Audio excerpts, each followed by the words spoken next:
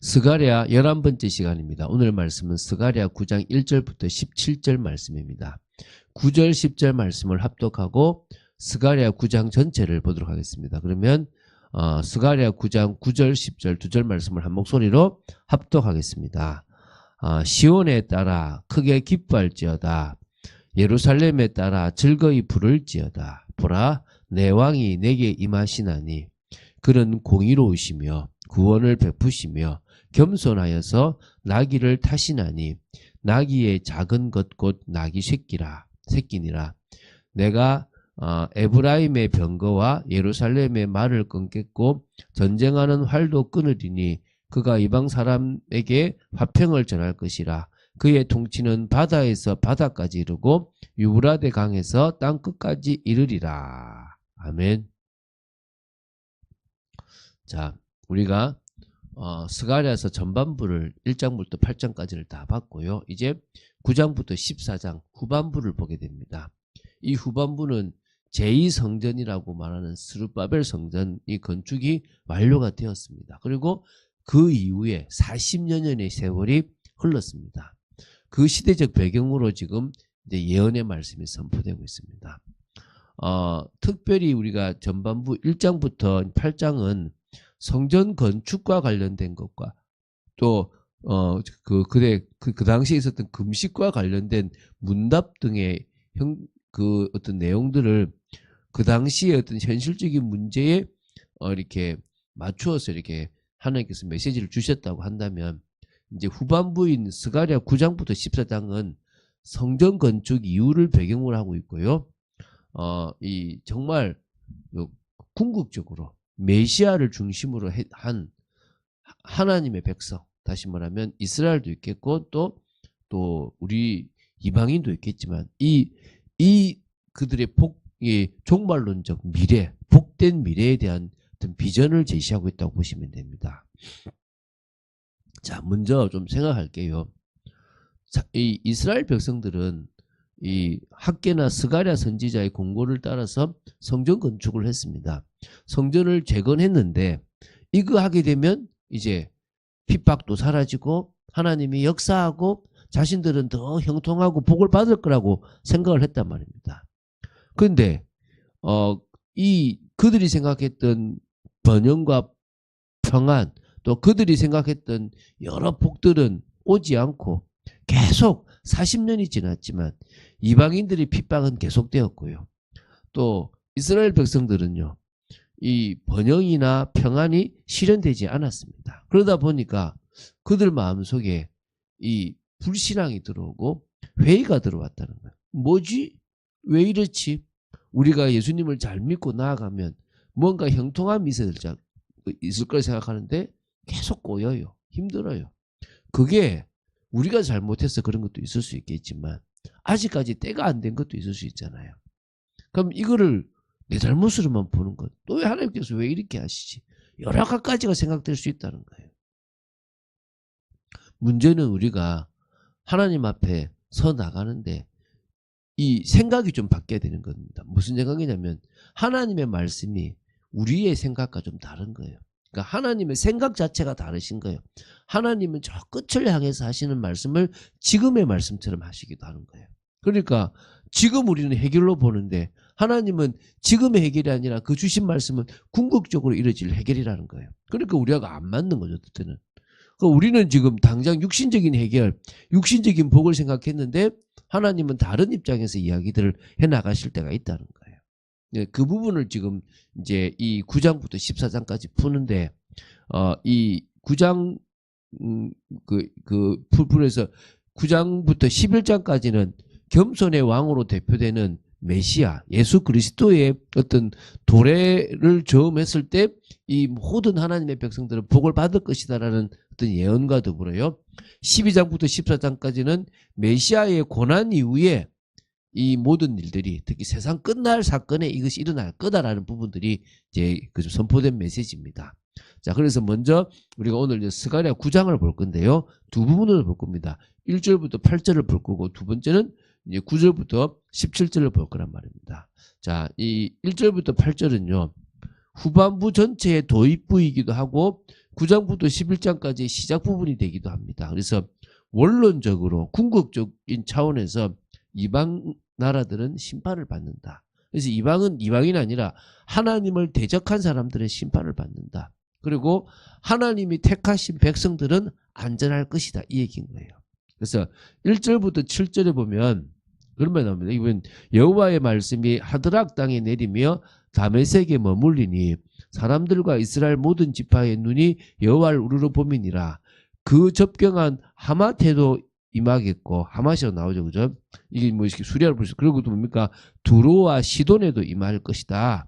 그래서 그들이 매우 지혜로움이라. 두로는 자기를 위하여 요새를 건축하며 오늘 티끌같이 금을 거리에 진흙같이 쌓았도다. 아주 복받았대 말이죠, 그죠? 주께서 그를 정복하시고 그의 권세를 바다에 쳐넣으시리니 그가 불에 삼켜질지라. 두로와 시돈이 망하는 겁니다. 또 아스글론이 보고 무서워하며 가사, 아스글론 가사, 또 심히 아파할 것이며 에그론, 또 그 소망이 수치가 되므로 역시 그러하리라. 가사, 임금이 끊어질 것이며 아스글론에는 주민이 없을 것이며 아스도데는 잡족이 거주하리라. 내가 블레셋 사람의 교만을 끊고, 이 아까 지금 말했던 이런 성읍, 6개의 성읍들은 블레셋의 대표적인 어떤 그런 성읍입니다. 다 끊어버렸다는 거예요. 그의 입에서 그의 피를, 그의 이 사이에서 그 가증한 것을 제거하리니 그들도 남아서 우리 하나님께로 돌아와서, 일부가 돌아온단 말이죠. 그죠? 유다의 한 지도자 같이 되겠고 에그로는 여부수 사람 같이 되리라. 지금 이 무슨 얘기입니까? 하나님을 대적하는 이방을 대표하는 나라들을 하나님께서 심판하실 것이다 라는 예언입니다. 이게 언제 사실 이 예언이 성취되냐면, 짧게는 이 예언이 성취된 이후 200년 이후에 알렉산더 대왕을 통해서 이런 언급된 나라들이 이제 진짜 멸망하게 돼요. 그래서 성취가 돼요. 그렇지만 궁극적으로는 이게 그 당시에 200년 후의 이야기가 아니라 메시아께서 이 땅에 초림 이후에 재림하실 그때에 완전히 성취될 하나님의 계획이라는 거예요. 그러니까 우리가 집중을 하면 우리가 좋아진다, 우리가 집중을 하면 하나님께서 복받는다, 일부 있을 수도 있습니다. 그러나 여전히 우리는 핍박 가운데 있을 수 있고, 여전히 우리는 어려움 가운데 있을 수 있고, 여전히 우리는 갈등 가운데 있을 수 있다는 겁니다. 언제가 진정으로 우리가 다 끝나는 날이냐? 주님이 재림할 때라는 거예요. 우리는 이 세상을 살아가지만 우리는 저 너머의 세상을 바라보는 겁니다. 이 세상에서 우리가 믿음을 지키고 이 세상에서 하나님이 원하시는 일을 해나가는 이유가 영원한 주님의 재림과 심판과 하나님 나라 때문이라고 우리는 보시면 되는 겁니다.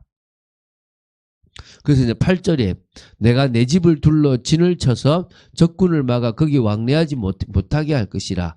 포악한 자가 다시는 그 지경으로 지나가지 못하리니 이는 내가 눈으로 친히 범이니라. 그래서 진짜 하나님께서 이 당신의 집으로 칭하시는 선민을 둘러 진을 치심으로 대적으로부터 당신의 백성들을 안전하게 보호하실 것이다. 이게 이제 아까 말씀드린 헬라를 통해서도 하시는 것이 있지만 궁극적으로는 하나님께서 메시아를 통해서 하실 것이라는 겁니다. 이제 9절부터 17절인데요. 왕이 한 분이 오시는데 이분이 겸손의 왕입니다. 겸손의 왕이라 그러면 나귀 새끼를 타시는 예수 그리스도밖에 없거든요.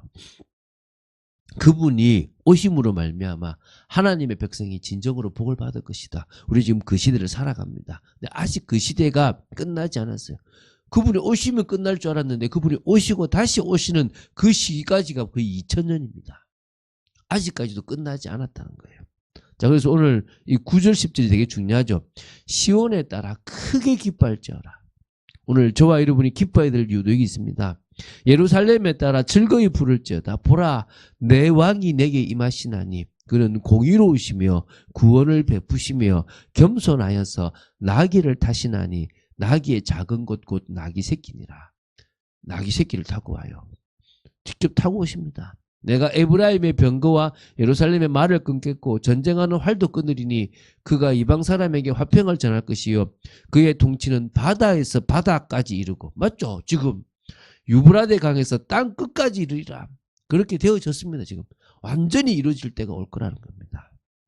그러면서 이제 이 11절부터 17절에 보면, 이제 먼저 11절부터 12절에 보면 겸손의 왕이 이 땅에 오실 때쯤에서 여호와께서 선민에게 주실 이 영원한 그 복락에 대한 예언이 이제 나옵니다. 또 너로 말할진대 내 언약의 피로 말미암아 내가 내 갇힌 자들을 물 없는 구덩이에서 놓았나니 갇혀 있으나 소망을 품은 자들아 너희는 요새로 돌아올지니라. 내가 오늘도 이르노라. 내가 내게 갑절이나 갚을 것이다. 이렇게 말씀하십니다. 또 뭐냐면 13절부터 15절은 이 13절에 보면 내가 유다를 당긴 활로 삼고 에브라임을 끼운 화살로 삼았나니 시온아 내가 내 자식들을 일으켜 헬라 자식들을 치게 하며, 헬라 자식 이 뭡니까? 이 알렉산더의 그 후예인, 정확히 말하면 이제 에피파네스와 그 군대를 지칭하는 건데요. 치게 할 거다. 이게 지금 이게 이제 수전적과 관계 있는 부분일 수도 있는데요. 그러니까 이런 부분에 대해서 다 사실은 미리 예언을 다 하신 거예요. 그러면서 이제 여호와께서 그들 위에 나타나서 그들의 화살을 번개같이 쏘아내실 것이며 주 여호와께서 나팔을 불게 하시며 남방 회오리 바람을 타고 가실 것이라. 만군의 여호와께서 그들을 호위하시리니 그들이 원수를 삼키며 물맷돌을 밟을 것이며 그들이 피를 마시고 즐거이 부르기를 술 취한 것 같이 할 것인즉 피가 가득한 동이와도 같고 피 묻은 제단 모퉁이와도 같을 것이다. 그래서 지금 하나님의 백성이 헬라의 자식들로 대변되는 모든 죄와 악의 세력을 다 꺾어버리실 것이다. 이런 내용들의 부분들이 있습니다. 그러면서 이제 결국 이날에 그들이 하나님 여호와께서 그들을 자기 백성으로 양떼같이 구원하시리니, 이 구원이 들어가 있잖아요. 그들이 왕관의 보석같이 여호와의 땅에 빛나리로다. 그의 형통함과 그의 아름다움이 어찌 그리 큰지 곡식은 청년을 새 포도주는 처녀를 강건하게 하리라. 나중에는 복을 받을 것이다 이 말인 겁니다. 우리 지금 이 말씀들을 볼 때 지금 내가 육신적인 것을 복을 받고 싶은 거예요. 하나님은 조금 기다려라. 지금 네가 영적인 생활을 해나갈 때 영원한 복락이 있을 것이다 이겁니다. 이게 계속 모든 성경의 이야기입니다. 그러다 보니까 어떤 우리하고 안 맞아 보이는 거죠. 안 맞는 말씀이 아니라 하나님의 뜻에 우리가 맞아져야 될 줄 믿습니다. 그래서 재림과 종말을 믿음으로 기다리는 겁니다. 믿음으로 준비하고 믿음으로 인도받는 겁니다. 그게 우리가 나아가야 될 복된 삶인 줄 믿습니다. 그 축복을 누리는 여러분 되시기를. 그래서 이번 집중에 정말 주님이 오실 것을 믿고 우리의 삶 속에서 하나님의 뜻을 이루는 여러분 되시기를 주 예수 그리스도 이름으로 축원드립니다. 주는 그리스도시요 살아계신 하나님의 아들이심을 고백합니다. 말씀 속에 있도록 저희들을 붙잡아 주시고 지켜 주시옵소서. 감사드립니다. 정말 저희들이 더더욱 메시아의 그 도래를 기다려왔던 사람들처럼 또 기다리는 저희들이 되어지기를 원합니다. 주 예수 그리스도 이름으로 기도드립니다. 아멘.